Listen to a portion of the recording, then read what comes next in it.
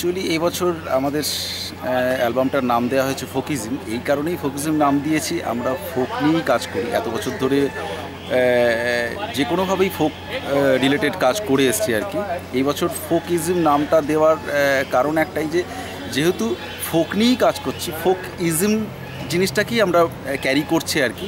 তো why not ফোকিজম, মানে সেটা মাথায় রেখেই ফোকিজম কথাটা মাথায় এসছে আর কি। আগেও আমরা ফোক অ্যালবাম বার করেছি, সেই জায়গার থেকেই ফোকিজমটা করা। আর এর সবকটা গানই পুরনো, যত স্বনামধন্য আমাদের এখানকার ফোক আর্টিস্টরা আছেন তাদেরই গানকে আমরা করা, আমাদের নিজেদের কোনো ফোক গান আমরা করিনি। সেগুলোকেই একটু ইনস্ট্রুমেন্টেশন চেঞ্জ করে একটু নিউ সাউন্ডস্কেপ দিয়ে গানটাকে করেছি, সেটাকে বিকৃত না করে।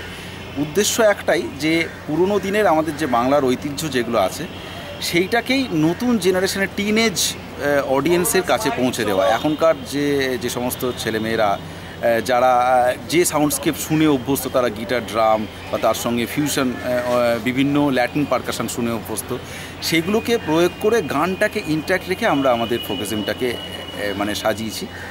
দেখা যাক কতটা সফলতা আসে আর কি।